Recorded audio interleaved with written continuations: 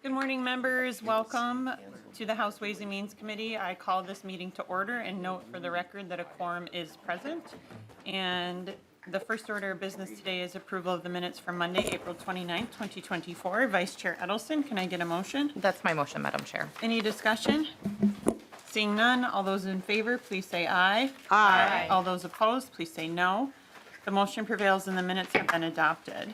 And so we have two budget bills that we will be combining today, the House File 5245 and 5216, which are the Judiciary and Public Safety bills.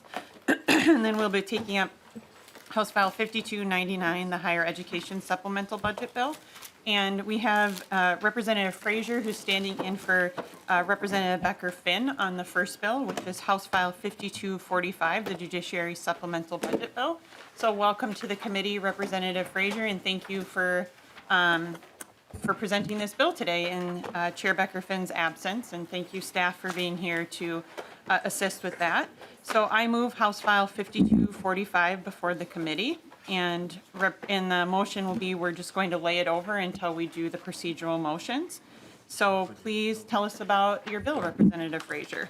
Thank you, Madam Chair, committee members. It's been a whirlwind few hours pinch-hitting for my amazing chair, Jamie Becker-Finn. Can only hope to fill her shoes a little bit, and we're missing her already, knowing that her impending retirement is coming up. So thank you for letting me present this morning. I'll do a quick narrative of what highlights what's in the bill, and then I'll kick it over to staff to walk through the numbers for folks. So House File.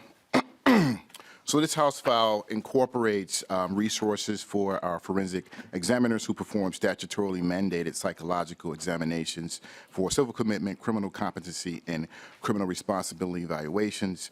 Also resources for cybersecurity for our judicial branch to try to be proactive in the threats that we see out there.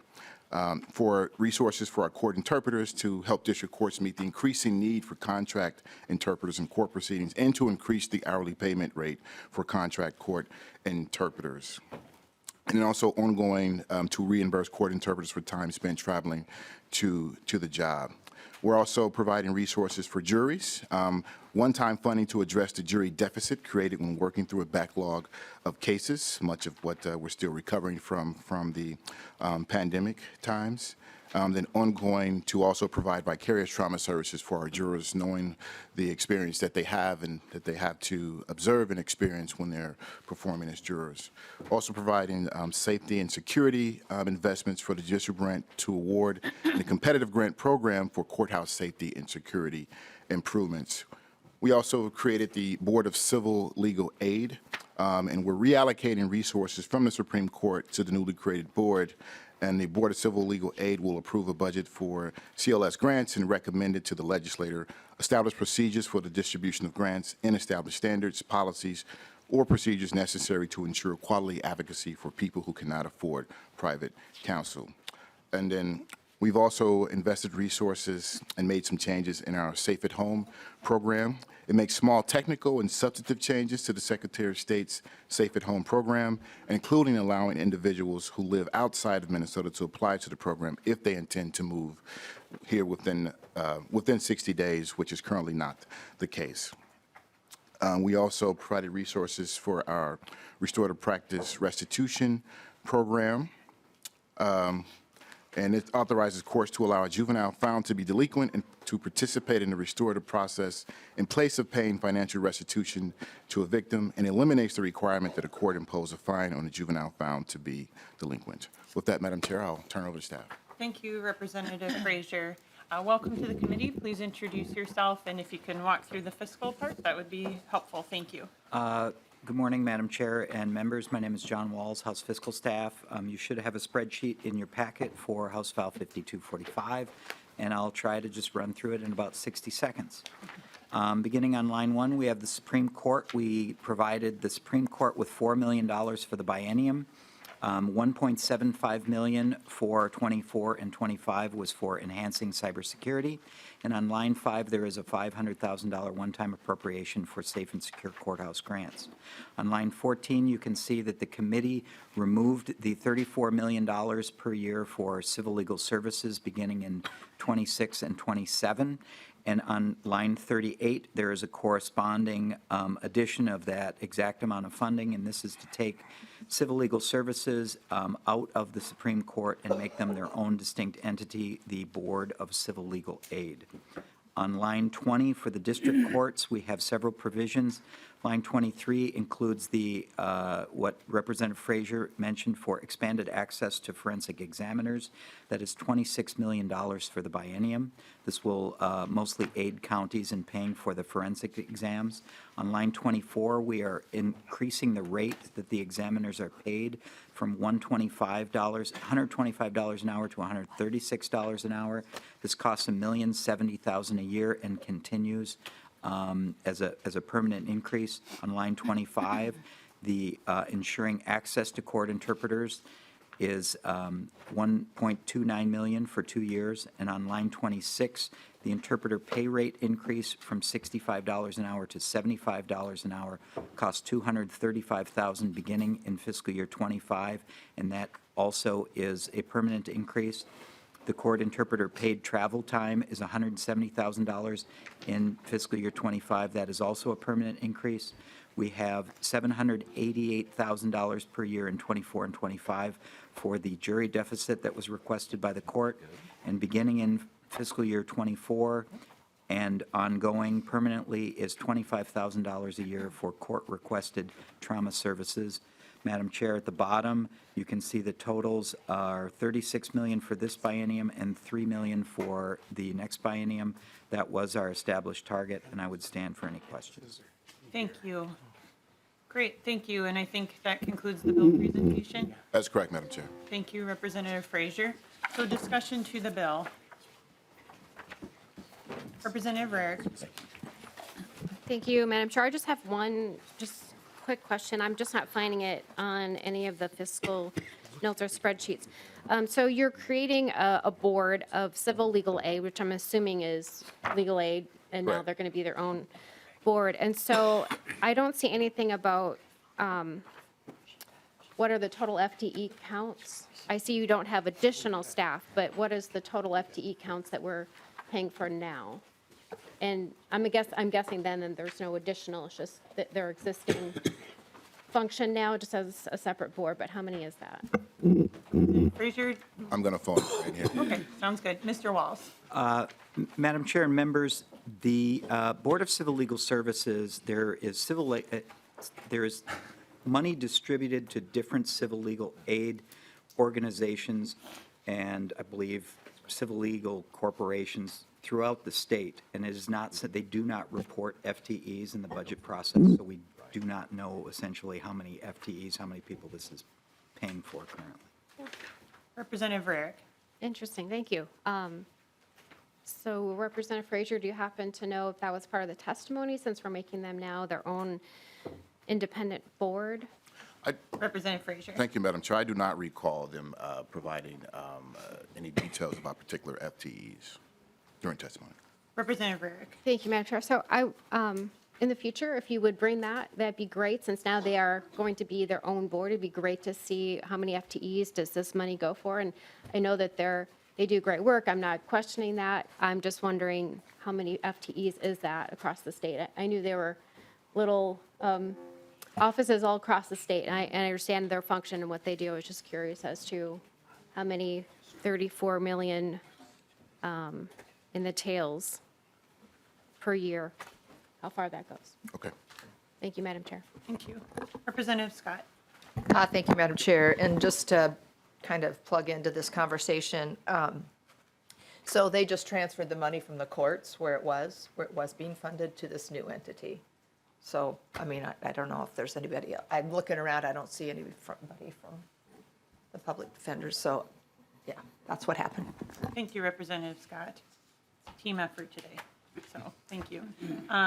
Further discussion to the bill. Reed Garofalo? Nothing. Okay. Final word to the bill, Representative Frazier. It's a good bill. I appreciate the support of members. Thank you. And with that, the bill is laid over. And next we have House File 5216, the Public Safety Supplemental Budget Bill. So Representative Moller moves that House File 5216 be placed on the General Register. Good morning. Good morning. And you have the A8 amendment. Would you like to present the bill or just take care of the A8 right away, Representative Moller? The A8, I think, will require some explanation, so if we could maybe go through the bill first. That sounds great. Right. So Representative Moller, the bill is in front of us. To your bill. Thank you, Madam Chair and members of the committee. So the Public Safety Committee was essentially allocated $10 million in one-time funding. The other funding that you'll see in the bill is reflective of the deficiency corrections from the Department of Corrections. So really, once we took care of the deficiency funding there, and it sounds negative to say deficiency funding, but that's really, it's a good thing. It's the contracts that they were able to reach with the DOC staff. And they're really getting close to being fully staffed, which is wonderful because they were understaffed, and they're very close now. So this deficiency funding is a good thing. And then after that, we were left with about $10 million one-time spending. And the majority of that money in this bill is going to crime victim services. The Crime Victim Services Fund right now, through the Office of Justice program, covers things like domestic violence shelters, sexual assault advocates, general crime advocates, and child abuse centers. They get a lot of federal money, and then it goes through Office of Justice programs to get allocated to these wonderful services that are in all of our counties throughout the state. Unfortunately, the federal fund is shrinking, and it's shrinking faster than we thought. So last year, we tried to plug that hole and then give them a little bit extra because they haven't had an increase from the state, and I think it's been like a decade. But in spite of that, the federal fund is depleting even faster. And so we know of shelters that are in severe, and other advocacy programs in severe situations, including in Dakota County. A domestic violence shelter had to close there. So we wanted to put as much money as we could into these programs. It's not enough. We need a long-term solution. I didn't have it printed for you today, but we had a letter with a huge packet of supporting folks from around the state. It was sheriffs, it was mayors, it was businesses, social workers, all supporting funding for these programs because they're so crucial in our communities and they're crucial for public safety. So the bulk of the one-time funding goes there, and then you'll see some other task forces that we have in the bill, and it's really set up to put us in a good position to address some of the ongoing issues we have when we go back next year into a budget year. So we have a task force on domestic violence and firearms to really look at the best practices and how to make sure that people who commit relationship violence, that those abusers' guns are removed from them. We have a task force on a holistic and effective response to illicit drug use to really look at the public health crisis that substance use disorder is. We have a traffic stop reform and working group, and that's going to look at motor vehicle registration because right now it is illegal if you don't pay you don't have your tabs updated, you don't pay those taxes, and law enforcement can pull you over for basically not paying your taxes. We would like to look at a different way of doing that, but if we are going to do that, how do we make sure that that revenue is still coming in? And regardless of if we don't make any changes with the traffic stops and the tax, that part, we still know that there are people that aren't paying their taxes in that way, and we want to make sure we're collecting that revenue. So they're going to look at that. And then we have grants for law enforcement therapy dogs. That was a Representative Mueller bill, and that was a fun day in committee. So really that's, and then some of the other sort of more neutral DOC and DPS policy items as well. Thank you, Representative Moller. And you have Mr. Walls there? I do. But you're good. I think you walked through the spreadsheet Yep. pretty well there, so thank you. Great. Wonderful. So discussion to the, let's go to the A8 amendment, actually. Great, okay. So Representative Moller moves the A8 amendment. Yes, thank you, Madam Chair. And so just to go through what this amendment is, so as part of the traffic stop task force that I mentioned and the work that we've done on traffic stops over the years. A few years ago, we started really taking a look at what are public safety stops, and we brought a bill to really try to limit the kinds of situations that people could be stopped for that didn't really impact public safety, like having an air freshener. And there are a lot in chapters 168 and 169.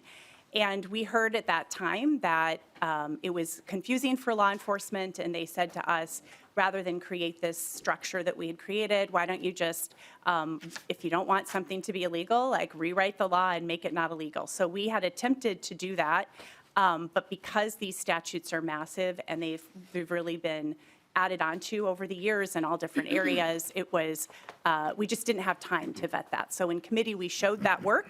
We showed the amendment we had. We knew it wasn't ready for prime time. But the two things that we felt like we could move forward with were the task force that I mentioned already, and then some language around when police stop people for violations of Chapter 168 and 169. Again, that's not DWI, that's not any like felony level offense. These are things like speeding, or you have a tail light out, all of those sort of, I would call them like little things that are in statute. We felt that it was important that law enforcement not stop someone and say, do you know why I stopped you?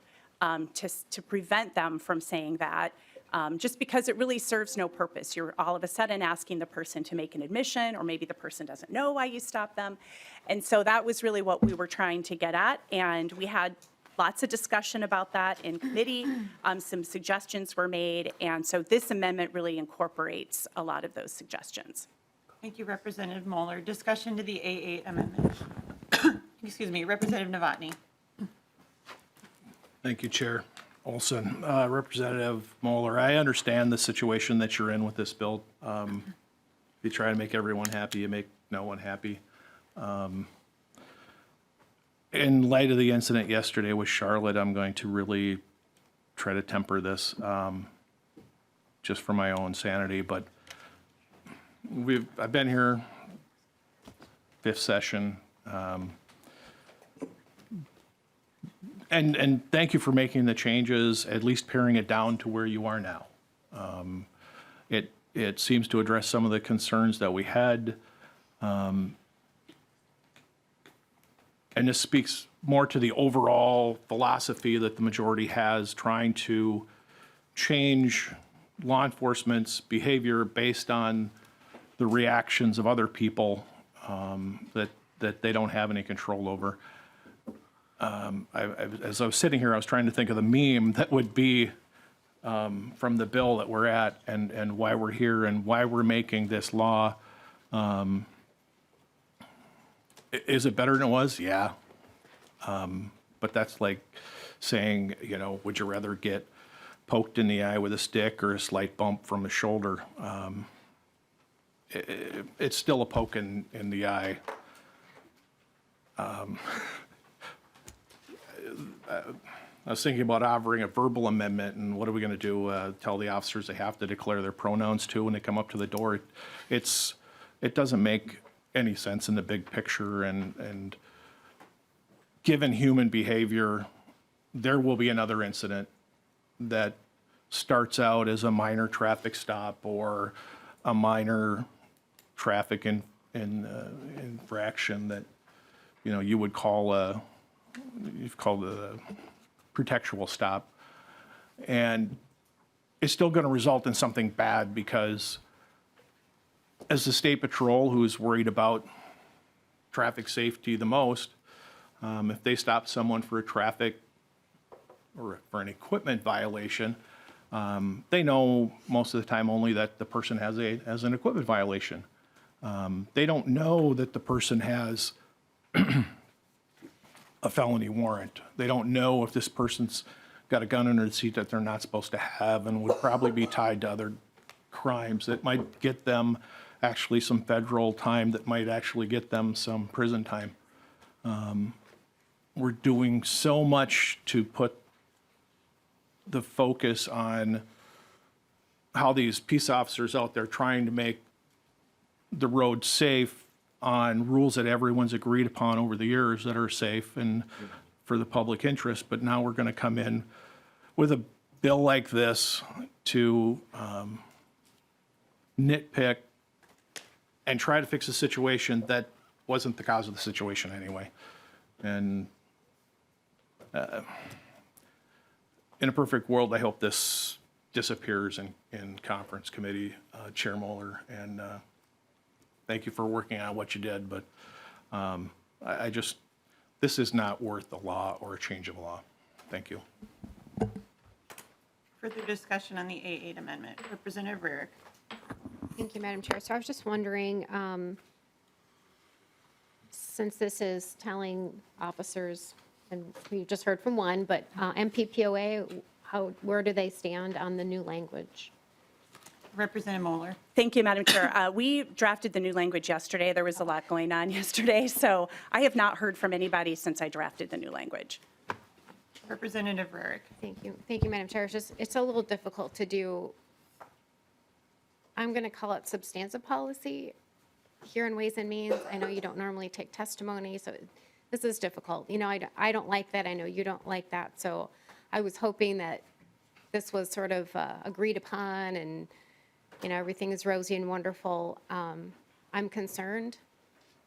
And I know we heard from one officer, and if you don't normally take testimony, so we probably won't be able to hear from MPPOA or the chiefs or the sheriffs or, you know, those that are affected by that. I know that when I have spoken many times in the past with my personal sheriff, who I spoke about on the floor last night, you know, these contextual stops, these stops for taillights and other things, expired tabs, many times, not every time, but many times, there are other activities, other illegal activities that they uncover in the stop. So, yeah, I'm going to vote no on this amendment, particularly since it's brand-new policy language that impacts an awful lot of, well, frankly, all of law enforcement, and we haven't heard and can't hear from law enforcement, Madam Chair. Representative Novotny. Have had conversations with the major law enforcement groups, and they don't support the bill with this language in it at this time.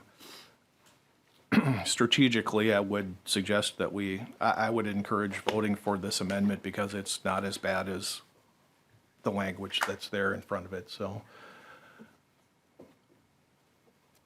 I hope it gets struck. I'm going to vote for it because it's better than what it is. The important provision that was put in about the not having evidence excluded based on the proper pronouns, but that's still my recommendation, and others can vote their conscience. Representative Liebling. Thank you, Madam Chair, and I just have a question for Chair Moller. So as I'm reading this, there doesn't seem like there's any penalty at all. Am I right? I mean, it seems more like, it's just to clarify, as I'm reading it, this is my question to you. Is this really just clarifying the expectation for police officers? If an officer, you know, defaults to the old way of saying, do you know why I stopped you? There's not going to be an axe that falls, or they're not going to be disciplined for it or anything. Is that how this is intended? Representative Moller. Madam Chair, Representative Liebling, yes, thank you for that. We added that last sentence in, a peace officer's failure to comply must not serve as a basis for exclusion of evidence or dismissal of a charge or citation, to make that very clear. This is essentially advisory. We're hoping to change behavior. We're giving law enforcement the benefit of the doubt that this behavior can change, and without any penalty. Yeah, Madam Chair. Representative Liebling. Thank you, Madam Chair. And I read that last sentence, but it doesn't say anything about like anything disciplinary happening to the officer themselves. That relates to use of the evidence in court, which is good that that's clear. But just, you know, more to, does anything happen to the officer? It's not a disciplinary matter or anything like that. It doesn't go on their record. Is that right? Representative Moller. Madam Chair and Representative Liebling, right, there's nothing in here that would require any kind of disciplinary action or anything like that. I suppose if an agency had a particular policy that there was a violation, but I'm not aware of any policies that this would be, if they didn't follow this, that they would be violating and then subject to discipline. Thank you. Further discussion on the A8. Representative Heinzman. Thank you, Madam Chair. Representative Moller, that was an interesting discussion just now. I'm wondering if there's anything here, and I'm not seeing it, so I believe it's obvious it's not, but is there anything in your mind in this language that would prohibit a department from creating said disciplinary processes for this language being used? Representative Moller. Madam Chair, yeah, thanks for that question. I suppose a department could create whatever kind of, policy they wanted to. If they were telling somebody to not do this and they were doing it over again, maybe internally there would be a situation, but I wouldn't see this as something that's going to the post board, for instance. Representative Heinzman. Thank you, Madam Chair. Just a comment then. Number one, I guess I would just point out that I really wish that this language had been in the Public Safety Committee or other, made a few other committee stops so people had the opportunity to speak to it. I understand it was just drafted yesterday, but it just quite honestly doesn't make any sense that in the final hour, without the opportunity for that input, that we would be having that conversation today. Further discussion to the A8 amendment. Lead Garofalo. Thank you, Madam Chair, either for the author or for nonpartisan staff. I was under the impression that when we don't specify a penalty in statute, that it defaults to a misdemeanor. Am I mistaken? Representative Moller. Thank you, Madam Chair. This isn't a criminal sort of penalty. I don't know if nonpartisan wants to come down here. This isn't something that could be prosecuted.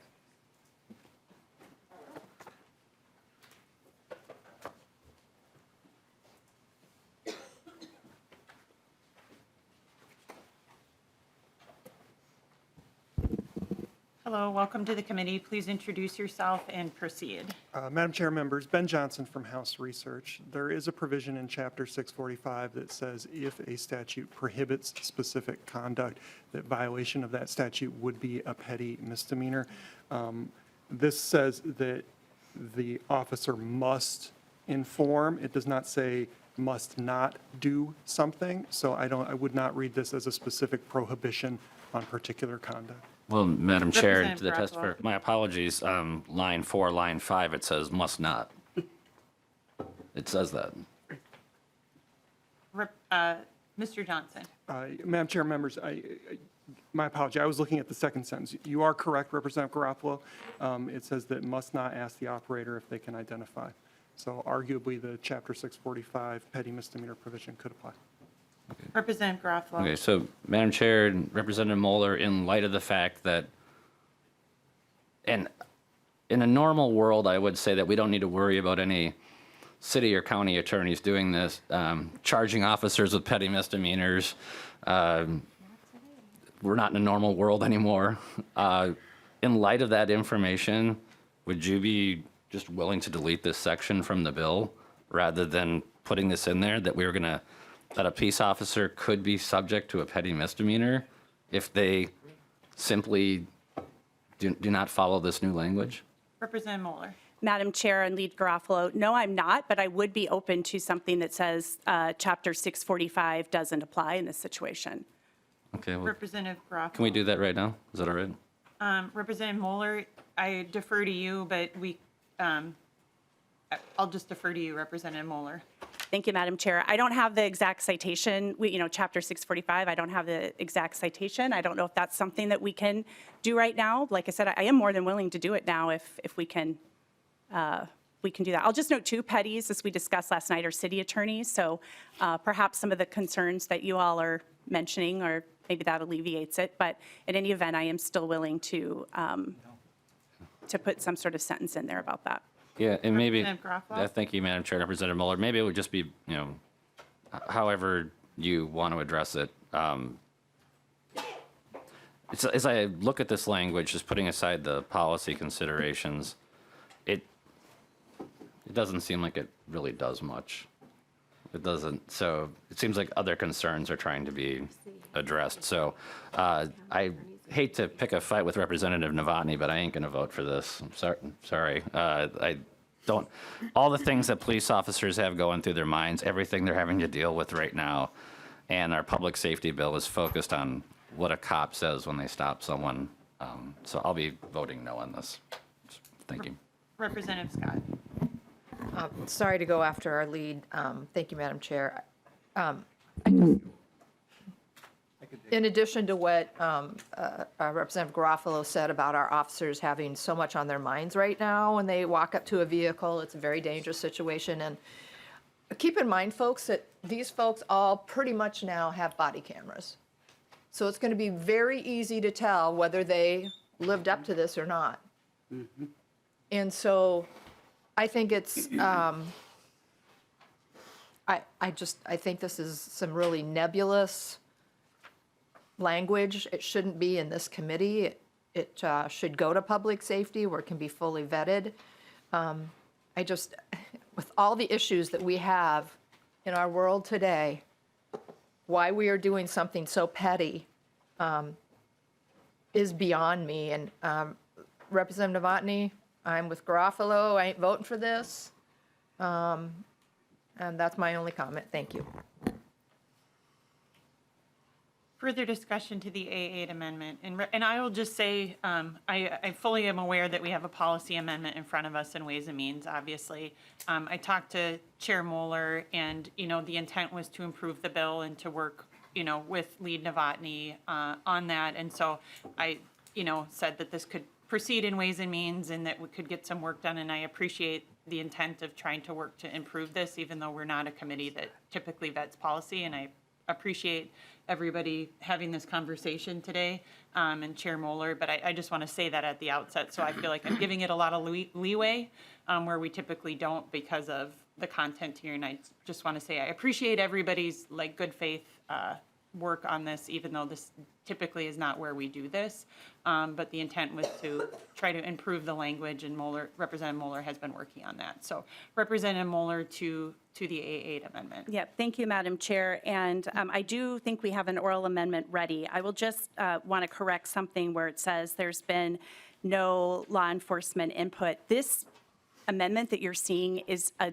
DE amendment of language that is in the bill. So we've talked about this issue in Public Safety Committee. We talked about this issue twice when both the underlying bill, Representative Frazier's bill, was heard and when the omnibus bill or our finance bill was put together. So we did have these discussions in public safety, and we took that input into consideration, and that's why I drafted this DE amendment to take a lot of that feedback into consideration. So I just want to make that clear, and if we could move to the oral amendment. I'm not sure procedurally how we do that, but I'm ready for it. All right, great. So we will, I'll look to Mr. Johnson and Mr. Sullivan so Mr. Johnson, if you want to state what you think the oral amendment should be, we'll have discussion on it.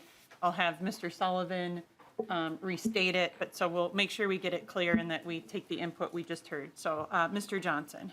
Madam Chair, Ben Johnson from House Research again.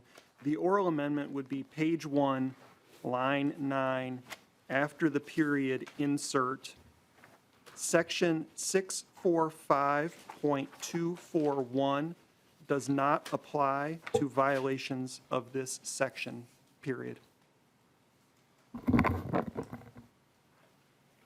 Thank you. Mr. Sullivan, did you had that and that makes sense here? Okay. Yes, Madam Chair, that's the correct citation, 645.241. Great. Discussion to the oral amendment. Representative Cleavorn. Thank you. I just want to make sure that we're really clear. The author of the bill referred to this as a DE, but it's an A8.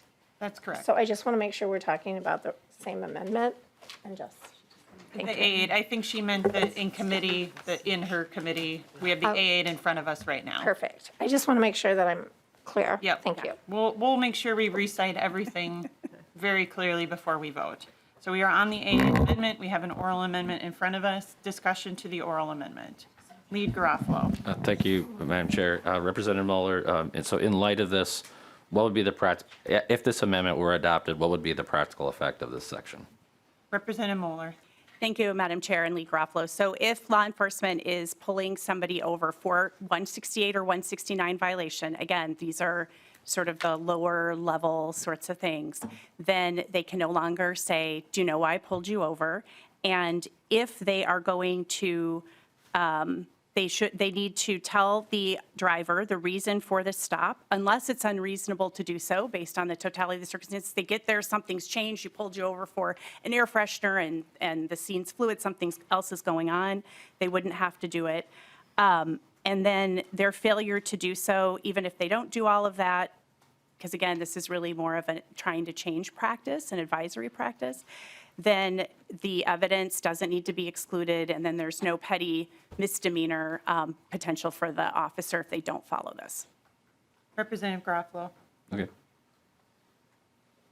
Any further discussion to the oral amendment to the A8?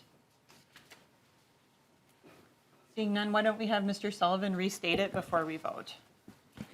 Madam Chair and members, the amendment is to the H5216 A8 amendment. The changes on page 1, line 9, after the period, insert section 645.241 does not apply to violations of this section, period. Thank you, Mr. Sullivan. All those in favor of the oral amendment to the A8, please say aye. Aye. All those opposed, please say no. The motion prevails and the oral amendment is adopted. So we have the A8 amendment as amended. Final word to your amendment, Representative Moller. Thank you, Madam Chair, and thank you for the leeway to discuss this in committee and to the members for your discussion of this. We are not trying to change law enforcement behavior based on reactions. We're trying to improve trust and relationships between community and law enforcement. I really don't see any purpose when you're getting pulled over for, I've had it happen to me, I'll admit it, where you get pulled over and they say, do you know why I pulled you over? Am I supposed to make an admission of guilt? Oh, I was speeding, or maybe I don't know, maybe I have a taillight out. Why are we asking, why are we putting people in that position? Why don't we say, I pulled you over because your brake light is out? It just starts the conversation off in a much better way.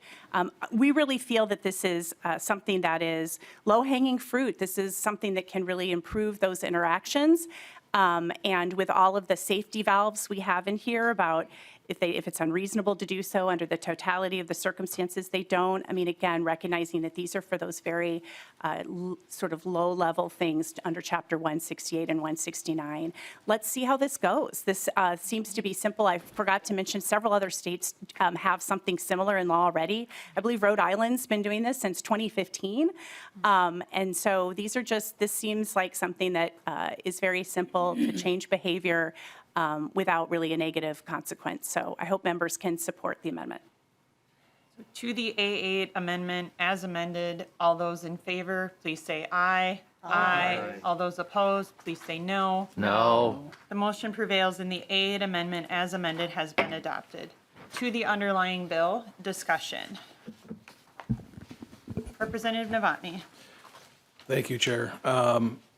Just I want to make something perfectly clear here to both sides. I don't support the bill with this language in it at all. I supported the amendment because the amendment is at least getting less of a poke in the eye. And given the propensity with the trifecta of, you know, I can do the math. I live in Realville. This has got a pretty good chance of making it into the law. I hope it doesn't. I hope this disappears in conference committee like other bills have disappeared. This is a bill that does nothing, or this with the traffic stop enforcement, and I appreciate Chair Moller's willingness to thing, but looking at, she wants to make things better. I get this. This doesn't make any better. It won't change the behavior of a driver that knows that they're in big trouble. Every day, thousands of traffic stops are conducted in this state, and maybe they get a ticket, maybe they get a verbal warning, maybe they go to jail on a warrant. Nothing happens. It's that second decision by the driver or the passenger in the car that causes the problem, not how the officer identifies himself or which side of the car they walk up on or anything like that. No. On the bill, I'm recommending a no. Further discussion, Representative Rarick. Thank you, Madam Chair. Just really quickly. So I was looking at the corrections portion of this and the operating adjustment. And I also serve on the subcommittee on employee relations, and unfortunately, we're not seeing those bills anymore, so I don't have that information at the ready, or these contracts we're not seeing anymore. So is this for overtime and new staff, or is it primarily for new staff? Because I know they were struggling so badly with overtime as they were trying to ramp up with more staff. So I'm just curious, this almost 8 million this fiscal, and then it looks like 14 million in the tails. If we could, oh, hello, Commissioner. We have a commissioner magically appeared. Thank you, Madam Chair, for that.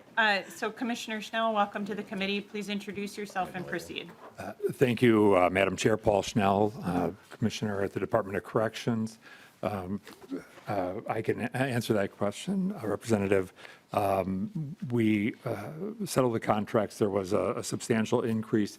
This funding is really to address the funding, particularly for a supplemental agreement that was reached with corrections officers, which fundamentally makes our contracts competitive with both county jails and the Federal Bureau of Prisons for the first time in a long time, which now is resulting on us actually achieving some level of filling vacancies at a rate of, we believe by the end of May, being at about 97% filled. So, which has not been something that we've seen since really 2018. Representative Rarick. Thank you, Madam Chair. So it's primarily the new contracts that just were settled because they start, the contract that we just, well, we actually didn't vote on them because we don't vote on them anymore. We would have voted on them, but they started July 1 of 23. So contracts are confusing you, and I've had that conversation. So which settlement are we talking about? The one that just settled and we would have voted on, or is this, like, which contract is this? And I remember seeing the spreadsheet. It was a significant increase to corrections for that bargaining unit, so. Commissioner Schnell, and we don't have the contracts in here or anything, so we'll do a few more questions on this, but we'll probably move on as it pertains to the funding that is in the bill. Commissioner Schnell. Madam Chair, Representative Rarick, I think the funding really was the increase that went back to the contract that would have been effective July of 2023. Okay. And then there was a supplemental agreement for AFSCME, the COs in particular. Representative Rarick. Yep, no, thank you. I just wanted to know which contract it was pertaining to, because contracts and our budgets don't align, and so it's confusing. And so I thought I knew, but it's just good to know where we were deficient. So that's all I was going to ask, so thank you. And I wanted to know, like I said, if this is overtime, because they've been suffering with overtime issues and been incredibly burdened. Your COs have been incredibly burdened, and so I'm just trying to keep tabs of all that too, what the money is for. Thank you, Madam Chair. Thank you, Representative Rarick. Thank you. Thank you, Commissioner. Further discussion, Representative Scott. Thank you, Madam Chair. I don't know if this is for the bill's author or for fiscal staff, but what is the salary limit for the executive director of the Cannabis Expungement Board? Is there a salary limit for that person? And if there's a line item on here that salary is contained within, that could be pointed out. Representative Moller. Thank you. Can you point to what line item are you looking at? Representative Scott. Thank you, Madam Chair. I'm not looking at a line item. I'm asking if it's contained in one of these line items. It's a question that is in my committee brief. And so as a question that hasn't, evidently we don't have an answer for, so we'll see.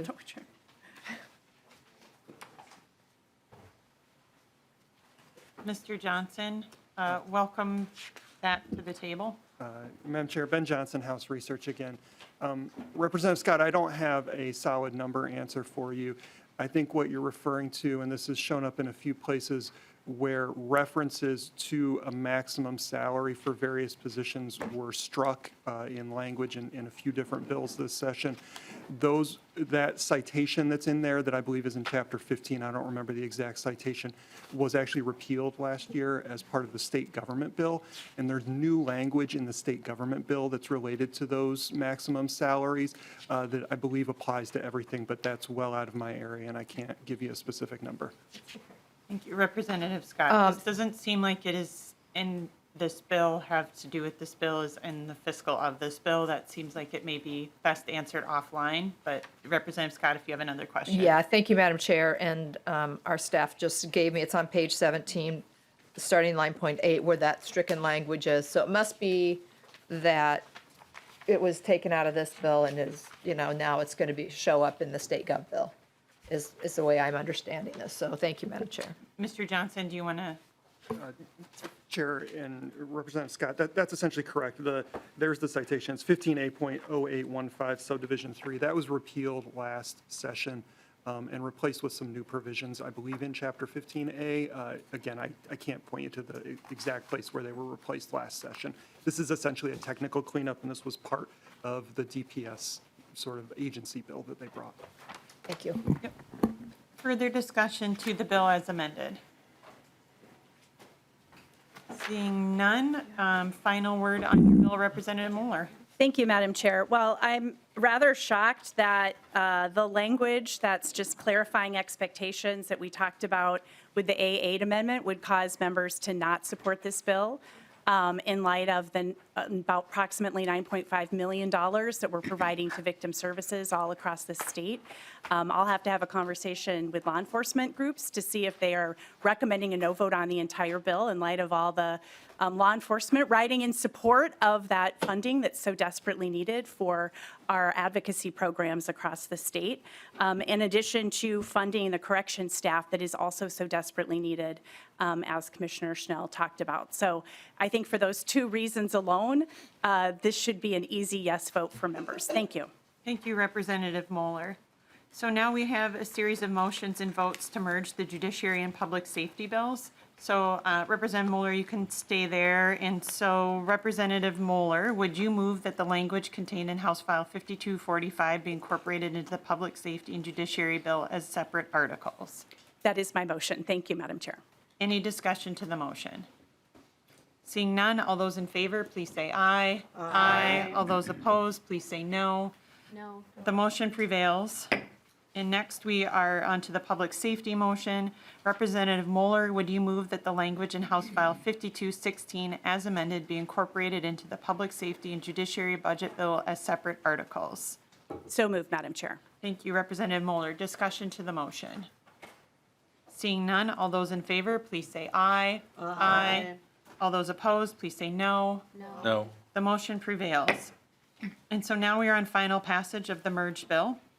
Representative Moller renews her motion that House File 5216 as amended be placed on the general register and that nonpartisan staff be directed to make technical changes as necessary. All those in favor, please say aye. Aye. All those opposed, please say no. No. The motion prevails and House File 5216 as amended has been placed on the general register. Thank you, Representative Moller. And our last bill today is Representative Pelowski, House File 5299, the Higher Education Supplemental Budget Bill. Why do you give all your money to So Representative Pelowski, as you make your way to the table, I will motion on your behalf that House File 5299 be placed on the general register. Madam Chair, that's my motion, and I still am quite shocked by the number of the bill, 5,299. It's a number I never imagined we would reach, let alone exceed, which should be a warning to all of the members in upcoming sessions about the proliferation of doing everything with a bill. House File 5,299 is the higher ed budget bill. Our target was 500,000. The 500,000 was used to initiate a Kids on Campus initiative, which is to promote Head Start programs in our daycare centers in the Mid-State system. It would create a project coordinator, and it is one-time money. We did not exceed our target, and I would assume that Mid-State would probably spend all of the money. The other major part of the budget bill is a transfer from the, and I have to be careful about this with Representative Feist probably listening in, transferring North Star Promise approximately $5.04 million into the Fostering Independence Higher Education Grant Program. And we're doing that because we have had now a record series of increases in enrollment across our public systems. And we anticipated that we would have a lower number of students participating. Now we have more. So shifting that money over would ensure that those students are covered. And that, Madam Chair, members, is pretty much the budget. Thank you, Representative Pelowski. Discussion to the bill. Representative Rarick. Thank you, Madam Chair. So Chair Pelowski, when you shifted, in this bill, when you're shifting the $5 million from North Star Promise to the Fosters, which I appreciate, I think that we need to absolutely keep our promises to those foster kids. And it was great that there was such a high demand. But does that leave a hole in North Star Promise, since you're taking $5 million from the North Star Promise? Representative Pelowski. Madam Chair, this is something that I'm not thrilled about doing. Anytime that we take an appropriation from a previous session and then we start to move money before the program has even gone into effect, I really don't have an answer to your question. Representative Rarick. Yeah, thank you, Madam Chair. So I also have those concerns, and we talked ever so briefly about it in committee, but this is actually a pretty big concern. We have no idea. I don't know if he has a better projection, but it could leave a significant hole in North Star Promise by doing this. That being said, I mean, the Foster Independence Grants program definitely needs the money. There's no question, but I have a concern with that. The other question I would ask is, so it's $500,000 to, I think, to have a one-time staff or something so that we can, he can help to create childcare centers on campuses. Mr. Chair Pelowski, would you tell me again how many staff that is covering? And since it's one-time money, how does that work with OHE? Madam Chair, Representative Rarick, I think we went over a tentative budget in committee. I don't have it with me, but there was a coordinator and there was staff that was given to us, so I don't have it. You have it, though, from the committee. I don't have it here, but I'm sure we could refresh our memories. Madam Chair, this is another example. I did not request any budget this year. I was fully content with reviewing the $650 million that we didn't hire at last year. We were given a budget of $500,000. We're working with the Senate, and the result of that is this proposal. So I am confident that we can get an agreement on this proposal with the Senate. Representative Rarick. Thank you, Madam Chair. So, right, I mean, I have to clarify. So we had an example of a budget. It wasn't a real budget. It was from another state for doing this project and doing this expansion of a program. But when we vetted it, it was clear that it was just an example from another state. It wasn't really what we were going to do here, potentially. But I don't know if OHE knows how many staff. I mean, it's $500,000 one time, so I'm just wondering how many staff that would actually be. We got kind of a potential budget, but again, it's just something from another state. So I'm just wondering if they are here, if they can speak to that. Madam Chair, we went through this in committee, and Representative Rarick has it. I don't see any need to repeat it here. Thank you, Representative Pelowski. Further discussion, Representative Liebling. Thank you, Madam Chair, and thank you, Representative Pelowski, Chair Pelowski. I just, sorry if I missed this in your presentation in my fog of getting not enough sleep last night. But could you just discuss kind of what you're doing with the ALS funding in the bill? You know, this is something that you and I have talked about it a little bit, anyway, I just would like to understand better, you know, the money is just being moved somehow. There's a change in how it's being allocated, and could you just explain that? Representative Pelowski. Madam Chair, Representative Liebling, this was in the governor's supplemental budget. This was not something that we had proposed, but I picked up the governor's supplemental budget. I'm just going to read the summary. This law provides a $25 million one-time total fiscal 23 for ALS. The law provides $20 million for research grants to support clinical and transitional research For ALS, research grant recipients must be research facilities, universities, health systems located in Minnesota. An additional $5 million for caregiving support programs for families with ALS is included. The bill extends the availability of David J. Tomasoni's ALS proposal grant from June 30th, 2026 to June 30th, 2029. And that's pretty much it. Representative Liebling. Okay, thank you, appreciate that. Further discussion to the bill. Lead Garofalo. Thank you. Madam Chair, Representative Pelowski, what is the practical effect of the transfer out of that fund? What is, I guess I was mistaken in thinking it was a forecast appropriation for free tuition. What's the effect of that? Madam Chair, Representative Garofalo, we had projected the number of students we thought would participate in the North Star Promise, and we allocated a sum of money. We are now taking from that in order to backfill an account that is declining because of increasing enrollments. So the effect might be, we could be, in the next legislative session, we might be having a problem with the North Star Promise. Representative Garofalo. So, Madam Chair, Representative Pelowski, but people still would get free tuition. We just got to backfill it, right? Representative Pelowski. Madam Chair, Representative Garofalo, I think that would be the case, and I would hope that whoever is here next legislative session would continue doing budgets and not bills and monitor this very closely.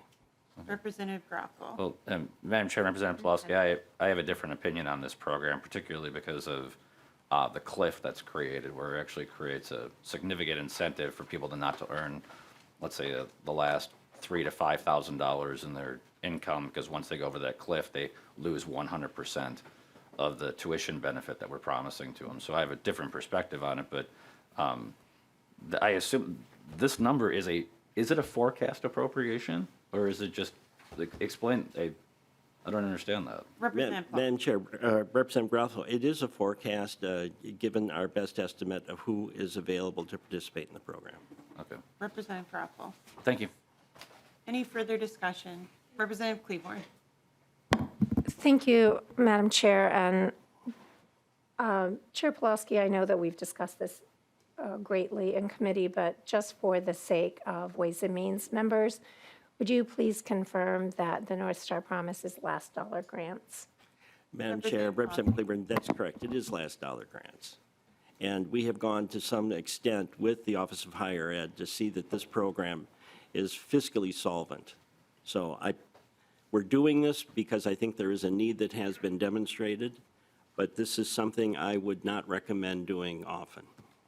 And I'm talking about transferring money from a program we've already appropriated in a previous session and hasn't even gone into effect, and using it for something else. Representative Cleaborn. Thank you. And one last follow-up. And Chair Pelowski, the foster grant program is also last dollar grants, is that correct? That's correct. Thank Madam you. Chair, Representative Cleaborn's getting to the fact, I think, that North Star Promise might also cover those students. So in effect, we might be double covering them in a way. Thank you, Representative Pelowski. That's helpful. Further discussion to the bill. Representative Pelowski, final word on your bill. Madam Chair, members, I would hope you would support the bill. The bill reflects the work on budgets, and budgets are a different type of hearing than just hearing bills.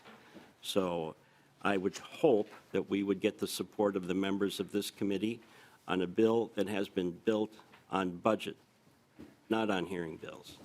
Thank you, Madam Chair. Thank you, Representative Pelowski. And with that, Representative Pelowski renews his motion that House File 5299 be placed on the general register. All those in favor, please say aye. Aye. All those opposed, please say no. No. The motion prevails and House File 5299 has been placed on the general register. And that is our business for today. We will be back tomorrow at 9, and stay tuned for any further updates, and we are adjourned.